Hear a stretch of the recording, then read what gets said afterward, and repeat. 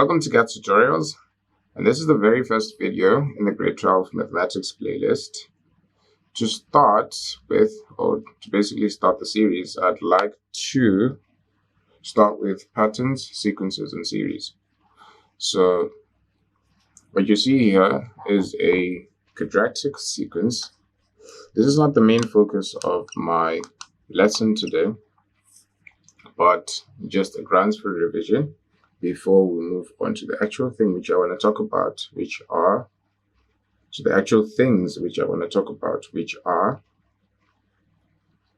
arithmetic sequences and geometric sequences. So that is the first part of this series, I guess. So let's start. If you analyze this quadratic sequence, you'll notice that the first difference over here is 3, the next difference is 7, and here you have a difference of 11, right? And all of these in turn have a second difference, or have a difference of 4. So the second difference is constant for a quadratic sequence, right? And to find the formula of this very quadratic sequence, here's what you do. You basically equate this 2a to your common difference. You equate 3a plus b to the first difference, and you equate a plus b plus c to the very first term which you have in your sequence. And all of these variables come from the general form of your quadratic sequence, which is of this form, right? So the a, the b, and the c will go here. They're coefficients of these variables, of this variable, and a constant. So c is a constant. And to find these, you basically start at the bottom over here. So to start at the bottom, that's the simplest, or that's basically the only way you can actually start. So 2a equals to 4 will give you an a of 2. So already have the value of a. We take this a and we substitute it up here into this formula of 3a plus b equals to this first difference, which is 3. So you're going to equate your 3a plus b to 3, which is your first difference. And substituting our a, you're going to have that equals to 3. Now finding the value of b, you're going to say 3 subtract that, which is 6. This is 6. So 3 subtract 6 is negative 3. And that would be your value for b. Now we have a, we have b, and we can come up here to find c. Now using this formula, basically we're going to find c. So a plus b plus c equals to this value over here, which is 4. So now that we have that, you're going to say a plus b plus c equals to 4. And we have the values of a and b. So a is 2, and that is negative 3. Starting that, we're going to say 2 subtract 3 plus c is equal to 4. To find the value of c, you just basically take this to the other side of the equal sign. This is negative 1. Taking it to the other side will give you a positive 5, right? So c is equal to 5. Now finally, once you have all of these coefficients or all of these variables, you are basically going to substitute them into this general formula over here.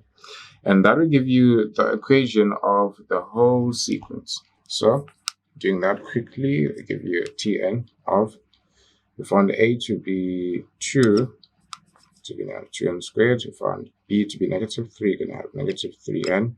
And finally, our constant is 5. This is the value of c. And that is your general formula for this particular sequence, which is a quadratic sequence. But that isn't the main focus of my video today. Today, or in this video, I want to talk about, so let's start with the arithmetic sequence. Now in previous grades, you've probably done this, but not with the following formula, which you have. This is arithmetic, that is, and my handwriting is terrible. So don't mind that, I know that. As long as you understand this stuff, and yeah, let's basically start. So for arithmetic sequences, you have a constant difference throughout. So as you saw in the quadratic sequence, we first had to compute a first line of differences and then a second line of differences. Now the second line of differences was the same. It was 4 throughout, But now, when you're dealing with arithmetic sequences, so let me just complete this. Arithmetic sequences, you basically have a constant difference throughout. So I'll give an example of 5, 12, and what can I put next? 5, 12, so constant difference of that value. So you know that the next term will be 26 because you basically just add this constant difference of 7, right? And the next term you can just simply add, you have 33. So this is 4, yeah, basically that. Next term you have 40. So you have 40 as your next term. And you can basically see that the difference between all of these values is 7.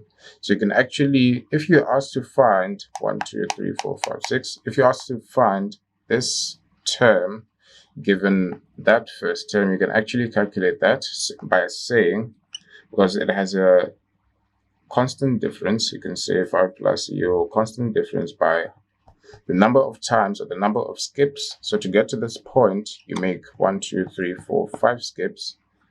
And multiplying that by a difference, you're basically going to have, this is 35, added to that, it's going to be 40.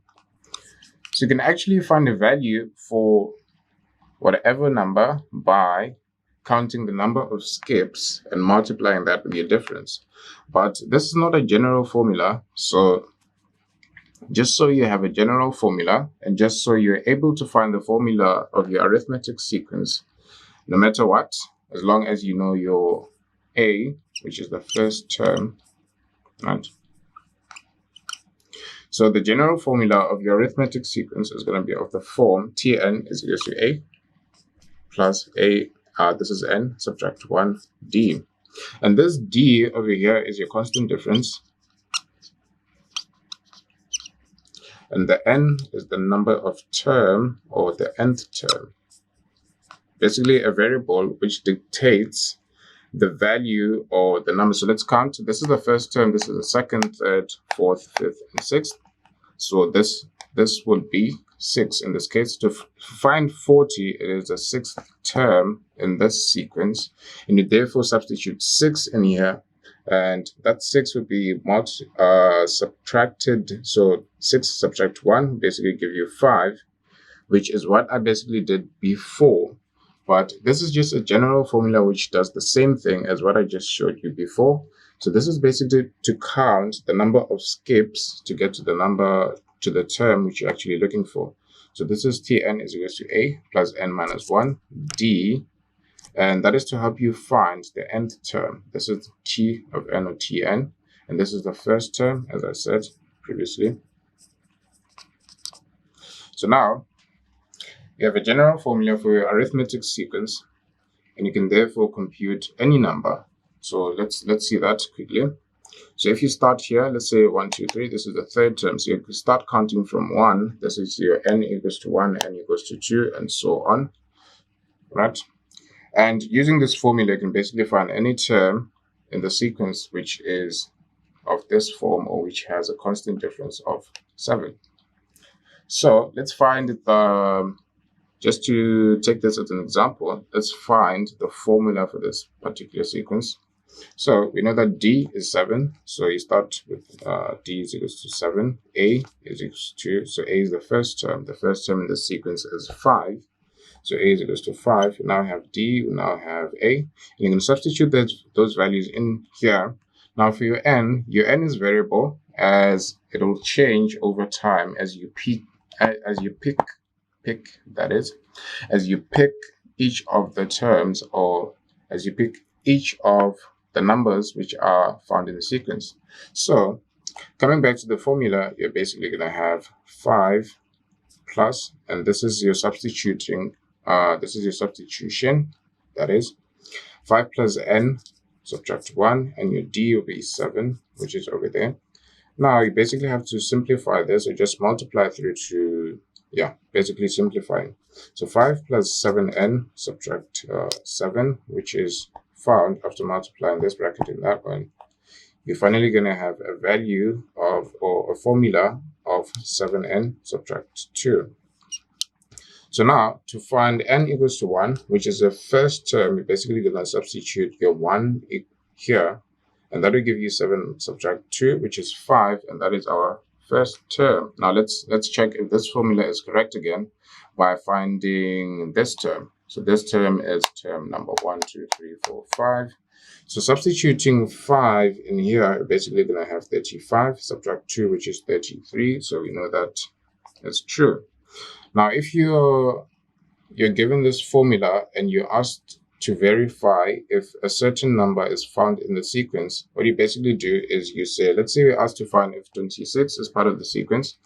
You just say Tn is equal to 26. So 26, so 7n subtract 2 is equal to 26.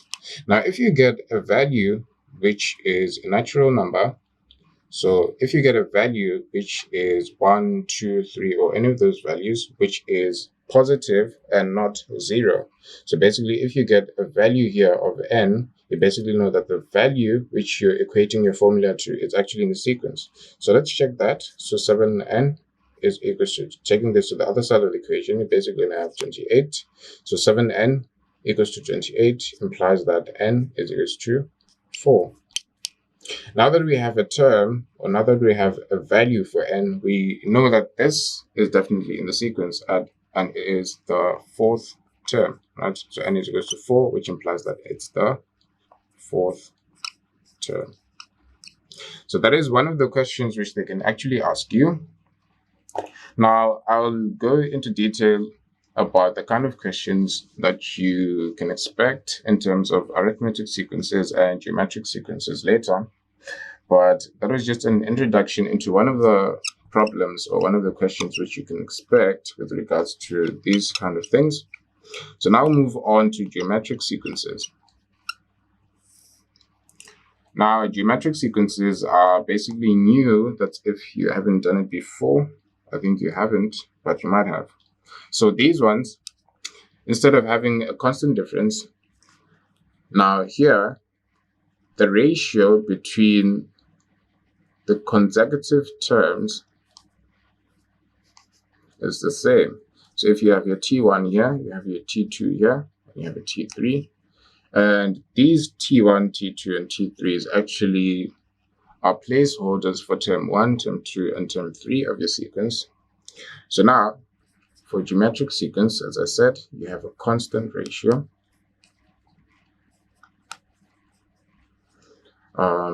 between consecutive terms of the sequence. So basically consecutive terms. And this is what this means. So if you divide T2 by T1, the value you should get here should be equal to T3 divided by T2. And this forms your ratio of your geometric sequence. So if you divide this and that, you basically have a ratio over here. And that ratio should be equal to the ratio which you get when you divide T3 by T2. And that is basically what this means. You have a constant ratio between consecutive terms, right? So that is what you basically have. And your geometric sequence also has a general formula. And that general formula is of the form Tn is equal to a r to the power n minus 1. And again, your a is the first term. And this r over here is your ratio.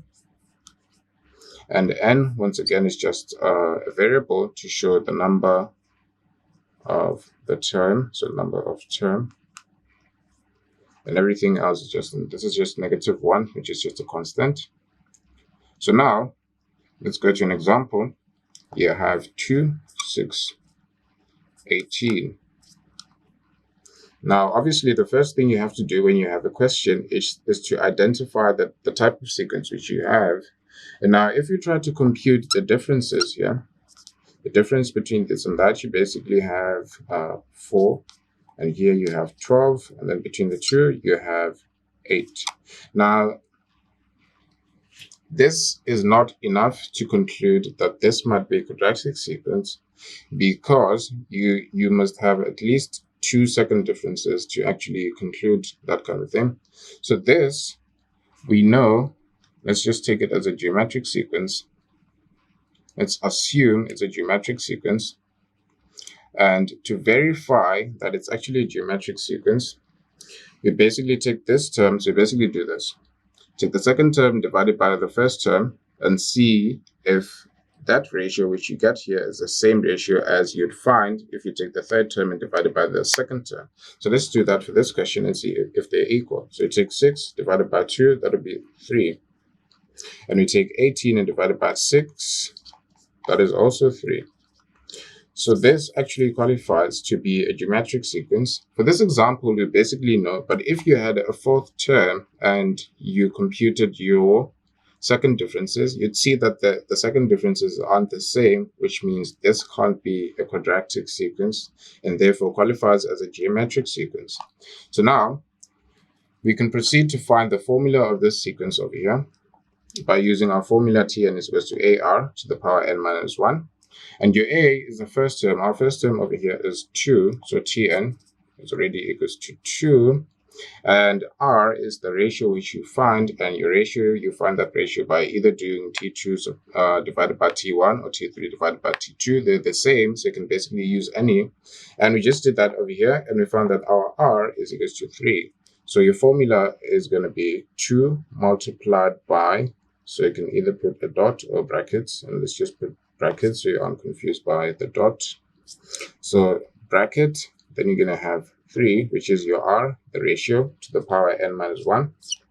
And once again, we can verify if a value is part of the sequence. We can also find the next term of the sequence. So let's find that the next term of the sequence. We have 3 terms already, and we can find the fourth term over here. So this is by substituting n is equals to 4 to find the fourth term. So once again, n corresponds with the number of the term. So if we want to find the fourth term, we actually substitute n is equals to 4, or we actually substitute 4 into this equation. So Tn, or T4, now that we want to find the fourth term, is equals to 2 multiplied by 3 to the 4 subtract 1. And that is going to be 3. So 4 subtract 1 is going to be 3 over there. And 3 to the 3 is 27. Right? So we're going to have that 2 multiplied by 27. And the value of that T4, you expect your value to be 54. 2 multiplied by 20 is 40, and 2 multiplied by 7 is 14. So adding those two should give you 54. So that is your fourth term. So let's put that fourth term into there. And just to make sure that we actually did the correct thing, you can actually verify if the ratio still stands. So the ratio should stand for whatever number of terms which you have, as long as they're consecutive or as long as they follow each other. When you divide this by that, you should also get this value of 3. And that is to verify if this answer is actually correct. So let's do that. So 54 divided by 18 is definitely 3. And if you aren't sure about my math, I can show you. 18, you basically have, these are the multiples of 18. Basically have 18, you have 36. And if you add 8 to this, you're basically going to have 44. And adding 10, you're going to have 54. So 54 is actually a multiple of 18, and you have to go 3 times to find 54, which means this is actually correct. You have your ratio, and indeed, the fourth term of this sequence is 54. So that was arithmetic and geometric sequences. I hope everything was quite clear, and if it wasn't, just feel free to leave a comment in the description. And if you haven't subscribed to my channel, please subscribe. And if you like the video, just go ahead and give it a thumbs up. So let me summarize the common problems which you might encounter. So already introduced one. So the first problem which you might encounter, or the type of question which you might encounter, the first would be finding if a term is part of the sequence. The second problem which you might encounter with these type of things is finding the nth term. We've also done that. remembering that this n corresponds with the number of term.